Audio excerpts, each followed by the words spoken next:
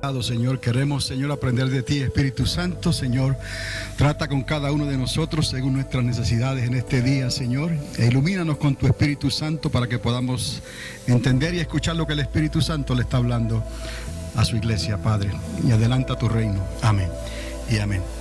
Bueno, en esta semana estamos continuando con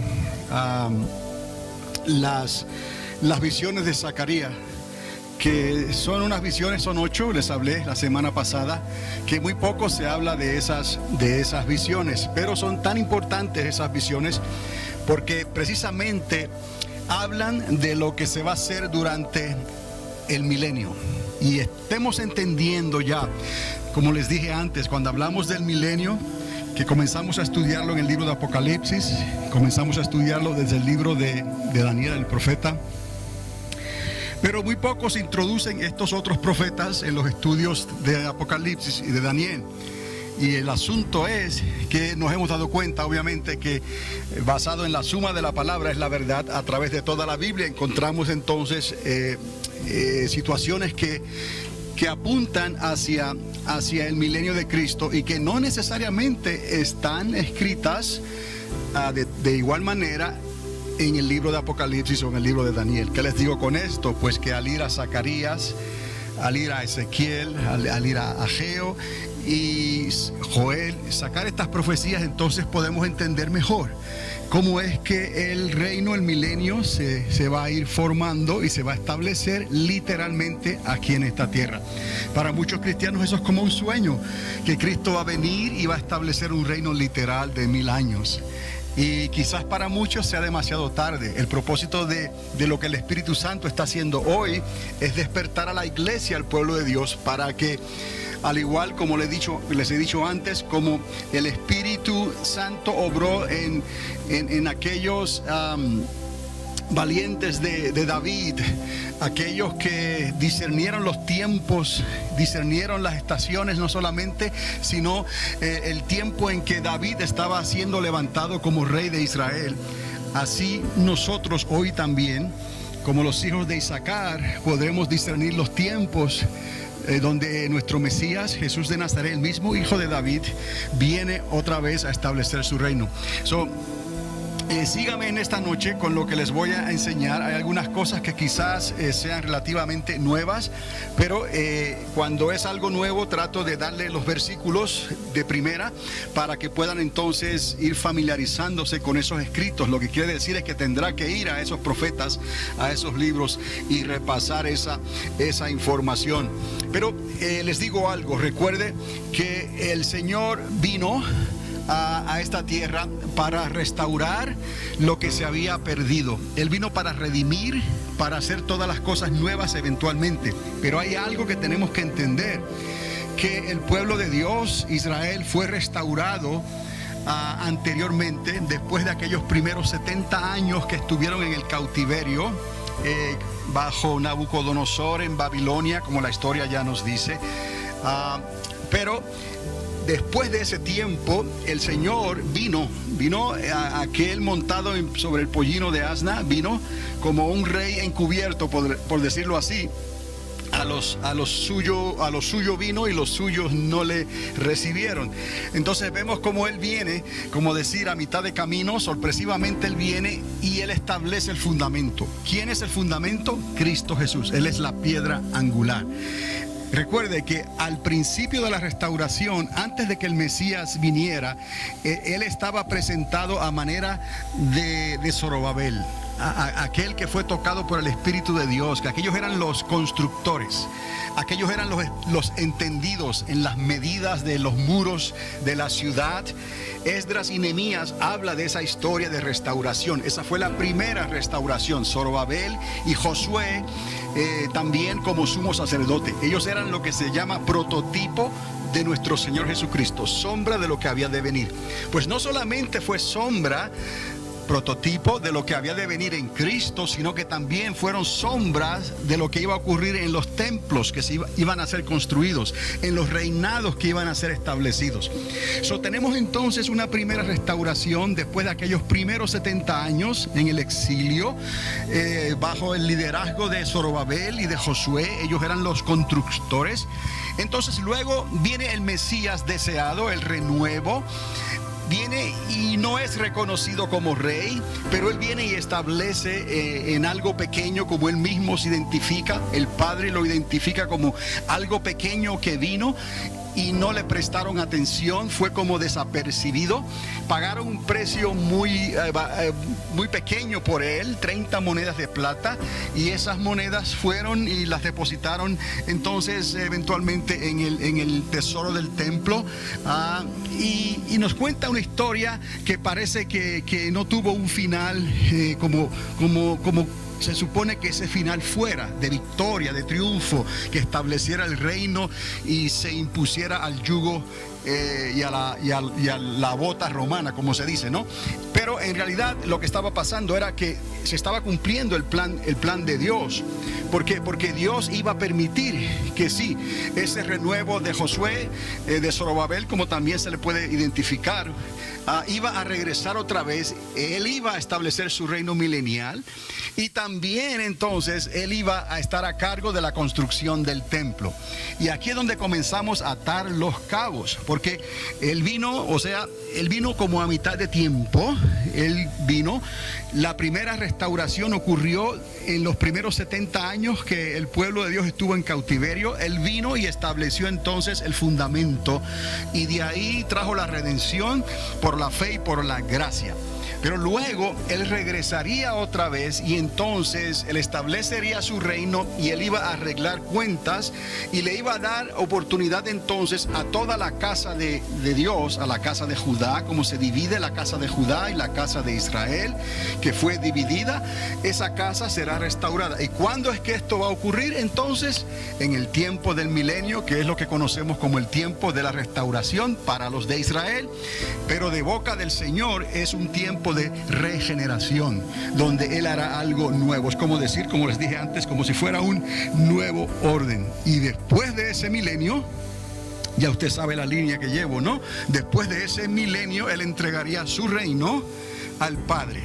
Entonces, lo que Él mismo llama el reino de mi Padre, que viene a ser entonces la eternidad, con la nueva Jerusalén, los cielos nuevos y la tierra nueva, el árbol de vida, el río de Dios, y la eternidad con el Padre eternamente y para siempre. Esos detalles, si uno no puede, si uno no trata de conectar esta información de la misma Biblia, porque algunos no le prestan atención, algunos, como son documentos proféticos, no sienten la libertad de hablar sobre esas cosas y enseñarlas, entonces se retienen. Pero el pueblo está sufriendo en parte, porque el pueblo necesita entender estas cosas. ¿Y quién le va a hablar estas cosas al pueblo? Tiene que haber personas que estén dispuestas a atar los cabos, a usar la fórmula de Dios, que la suma de la palabra es la verdad, y entonces traer una evidencia circunstancial, como les he dicho, y también una evidencia dada con la misma palabra. Entonces, sí es cierto, como estamos hablando casos y cosas proféticas, pues es asunto de interpretación. Hay que tener ese cuidado, pero cualquiera puede entonces pedirle al Señor que le ilumine para tratar de descifrar esos enigmas proféticos que están escritos en la palabra. Entonces, cuando hablamos de estos estudios, más bien es algo que yo me he atrevido a hacer confiando en el Espíritu Santo, y en el que he podido atar los cabos antes de hablarles a ustedes y presentarles entonces una solución que tenga sentido, que no sea algo que la gente diga, bueno, eso es simbólico, eso no se puede entender, quién sabe si va a ocurrir o no. No, lo que hemos estado hablando paso por paso, detalle por detalle, lo hemos presentado como algo que tiene sentido, lo hemos explicado, lo de los sellos, lo de las trompetas, lo de las copas de la ira, lo del tiempo de la última semana, cómo se divide en dos periodos y cómo Pocos quieren entrar ahí y entender que hay un tiempo de esa última semana que en realidad se llama el tiempo de angustia, y eso está en el Antiguo Testamento por boca de los profetas. Un tiempo de angustia, un mar de angustia que ellos tendrían que cruzar. Y el Señor Jesucristo nos habla en términos del día de angustia de Jacob. Esa es la grande tribulación. Ese es el tiempo difícil. Ese es el tiempo en el cual nosotros, la iglesia, los redimidos, no vamos a estar aquí. Pero la semana dura 7 años. El tiempo de angustia de Jacob determinamos bíblicamente que es de 42 meses o 3 años y medio. Entonces ya comienza a cambiar un poco el matiz, el color, el tono de lo que estamos acostumbrados a escuchar, que vivamos como vivamos y de momento, de la noche a la mañana, hoy estamos aquí y mañana vino el rapto y se acabó todo y ya no nos tenemos que preocupar por nada más. Yo pienso que hay algo más, hay algo que tiene que despertar a la iglesia y preparar a la iglesia, al pueblo de Dios, para que dé el testimonio de Cristo durante un tiempo que todavía podremos evangelizar, pero de una manera milagrosa. Obviamente eso va a traer un tipo de discriminación social, persecución social, aún en las mismas familias por motivos de la religión, pero eso está bien. No estamos hablando de la grande tribulación, el tiempo de angustia de Jacob, que vendrá más adelante, en la segunda parte de esa última semana. Son cosas que, si usted ha estado atento, usted puede atar estos cabos y por la gracia de Dios lo podemos entender, lo podemos corroborar con la misma palabra. Como dice el apóstol Pablo, a la final trompeta. Encontramos esa final trompeta en el libro de Apocalipsis. Encontramos cómo se manifiesta y se identifica ese misterio, porque es un misterio, dijo el apóstol, pero ese misterio fue revelado a la final trompeta. ¿Qué va a ocurrir a la final trompeta?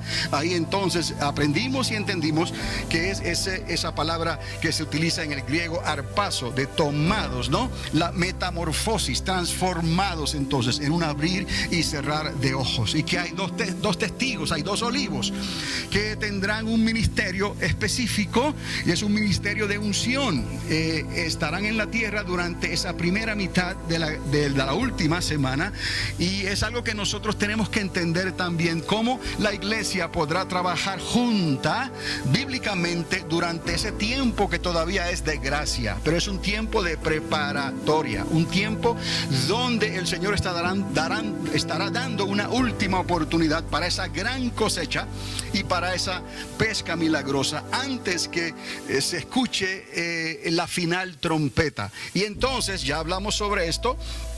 El Israel de Dios, el Israel judío, los descendientes de Jacob, serán escondidos por 3 años y medio en algún lugar al otro lado del Jordán, como dice el libro de Apocalipsis. Y entonces para luego salir otra vez al final de esos 42 meses, de esa última mitad, y entonces mirarán al que traspasaron. Bueno, ahí les he dado otra vez un recuento. Me gusta darle recuento de vez en cuando para que vayan otra vez recordando y refrescando esta información, que es una información, es un gran caudal de información que hemos estado hablando aquí por casi un año, pero está todo ahí en la Biblia y están saliendo más detalles cada vez utilizando estas profecías y estos libros, y de eso quiero hablar un poquito en esta noche, porque nos quedamos en este diagrama en cierta forma y estuvimos hablando de estas profecías. Una de ellas es muy importante y posiblemente usted se recordará de ella y la conoce, y es en Zacarías capítulo 14 verso 4, cuando Él vendrá. Pero este es el momento cuando todo ojo le verá. Es el momento en que Él vendrá como un relámpago y pondrá sus pies sobre el monte de los olivos, y el monte de los olivos se abrirá de par en par y creará un valle gigantesco enorme hacia el sur. Entonces aquí pudimos encontrar otros detalles en estas profecías que no se habla mucho sobre ellas, y uno de esos detalles, les dije, es que ese valle de alguna manera estará conectado con la pequeña ciudad o villa de Belén. Entonces, ¿qué relación hay o puede haber en que Él venga y ponga sus pies sobre el monte de los Olivos y se forme un gran valle que siga y conecte con Belén? Es muy insignificativo, pero quizás para el buen entendedor recordará que en la ciudad de Belén fue que Él nació. Eso quizás es algo que está ahí para que lo podamos ver el que lo quiera ver. Pero continuando entonces con estas profecías, también además de esa profecía de Zacarías 14:4, encontramos otra profecía en Joel capítulo 3 verso 14.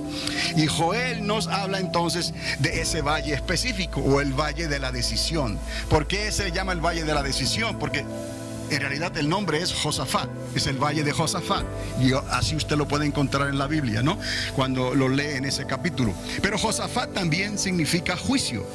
Es el valle de juicio, es el valle donde se decide lo que va a ocurrir entonces, lo siguiente que va a ocurrir. Pero recuerde, ahora el mero acaba de aterrizar en el mismo lugar donde despegó. Se recordarán hace unos, no sé, quizás el domingo pasado o anterior hablamos un poco sobre eso, del Monte de los Olivos, ¿no?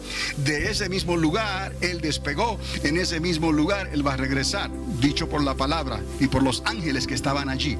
Entonces estamos hablando de un evento único, extraordinario, el regreso visible de Cristo a esta tierra. Bueno, Él pondrá entonces los pies sobre el Monte de los Olivos y Él va a decidir entonces qué es lo que va a ocurrir siguiente, qué es lo que va a pasar después.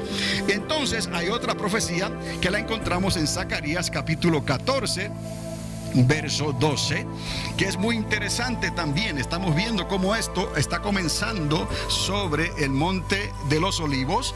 Está ocurriendo un gran valle que va a trastornar la topografía de Israel y de la ciudad de Jerusalén hasta Belén y más allá. Y luego vemos cómo algo va a ocurrir en otro valle, y ese valle se llama el Valle de Jezreel. Y los que estuvimos en Israel nos recordaremos cuando estuvimos viendo ese valle de Jezreel, que es lo que se llama en hebreo Armagedón. Ok, ese valle de Armagedón o de Jezreel es el lugar donde se va a llevar a cabo ese conflicto final, donde millones de soldados y armamentos se van a reunir en ese lugar, y ahí el Señor va a arreglar cuentas con los ejércitos de las naciones de la tierra. Rapidito vemos que Él llega ahí como Rey y Señor. Inmediatamente se toma la decisión en el Valle de la Decisión, ¿no? Y de ahí entonces los reúne en el lugar que se llama Armagedón. Ahora, ¿qué es lo que nos dice esta profecía entonces de Zacarías? Lo que Zacarías está hablando es que va a ocurrir algo va a ocurrir, quizás una detonación, una explosión, algún armamento que sea desatado, que va a provocar que la gente se desintegre. Entonces estuvimos hablando sobre eso, que históricamente ya hay armamentos explosivos que hacen que la gente se desintegre estando aún sobre sus pies. No hay tiempo para esconderse, como ocurrió en las bombas atómicas que cayeron en Hiroshima y Nagasaki. Entonces hay pruebas también históricas de los restos de personas que estaban recostadas sobre una acera, sobre una calle de cemento o algo parecido, y luego de la explosión lo que quedó fue simplemente una sombra de esa persona, ni siquiera los huesos quedaron. Fue una desintegración completa y total. Ahora, el profeta nos habla en esa profecía que ocurrirá, tendrán una experiencia así los que perezcan en ese conflicto final. Recuerde, ¿quién es el que está como capitán? ¿Quién es el que está al mando de ese conflicto final en Armagedón? Nuestro Señor Jesucristo. Y esas personas sufrirán quizás las consecuencias de sus propios armamentos, porque no creo que nuestro Señor utilice armas nucleares. Él no las necesita. Él no necesita armas biológicas. Él no necesita armamentos químicos. Él no necesita nada de eso. Él solamente abre su boca y con la espada que sale de su boca, que es la palabra de Dios, cosas ocurren. Entonces posiblemente esa devastación sea a consecuencia de los mismos armamentos que ellos utilicen contra nosotros, porque nosotros también estaremos quizás a la distancia observando lo que está pasando aquí con cuerpos glorificados. Usted sabe ya que nosotros hemos subido, hemos sido transformados y vamos a regresar con el Señor en las nubes, y nosotros vamos a ser posiblemente espectadores de ese evento extraordinario. Pero lo que les quiero decir es que lo que va a ocurrir en Armagedón, en esa destrucción, va a ser consecuencia de los mismos armamentos que posiblemente ellos utilicen contra nosotros, contra el Señor Jesucristo. Y recuerde que la profecía habla de que la tierra estará contaminada y estarán limpiando la tierra por 7 años. La tierra estará contaminada y habrá que hacer limpiezas en diferentes áreas en la tierra y en lo que Dios va a establecer por tiempos de años y por tiempo de meses. La Biblia habla de 7 años de tiempo de limpieza, y habla de 7 meses también de tiempo de purificación y cosas como esas. Hay un plan también que está detallado en la palabra que nos habla de todo esto, cómo esto va a llevarse a cabo al final de ese combate y luego en el comienzo del milenio. Así que no va a ser algo que va a cambiar de la noche a la mañana solamente, sino que va a haber un proceso. Ahora, ¿por qué estamos estudiando? Porque el Señor nos dejó esta información para el pueblo de Dios. Escuchad, pueblo de Dios, lo que el Espíritu Santo le está hablando a la iglesia. ¿Por qué es necesario que entendamos esto? Para que usted hable como alguien que tiene autoridad, como alguien que está hablando algo que se puede entender. No es una imaginación, no es una película de Hollywood, no es una profecía de Nostradamus o de los Hopis o de los mayas, que hay muchas interrogantes. Esto es bíblico, esto es verdadero, esto se puede comprobar, y lo que Dios ha dicho anteriormente se ha cumplido al pie de la letra. Solo que falta por cumplirse, oiga bien, se cumplirá también al pie de la letra. No importa lo que digan allá los astrólogos, Walter Mercado, no importa lo que digan allá los que leen las cartas y los que sueñan y tienen visiones, no importa. Tiene que ser todo conforme a la palabra de Dios, a lo que ya está decretado, a lo que se ha cumplido y a lo que falta por cumplirse. Entonces esto nos va a ayudar en parte a comenzar a atar los cabos y a posicionarnos nosotros, entendiendo que ya el reino de Israel venía en proceso con David, el rey, y luego Jesucristo trae y establece lo que se llama el reino de los cielos. Él abre, al él establecer la piedra angular, él establece el fundamento y establece en la dispensación de la gracia, esos 2 años en que estamos viviendo, establece lo que se conoce como el reino de los cielos. Pero él vendría a establecer el reino suyo, el reino de Cristo, la regeneración, y luego al final de esa regeneración de 1000 años, entonces él mismo identifica el reino de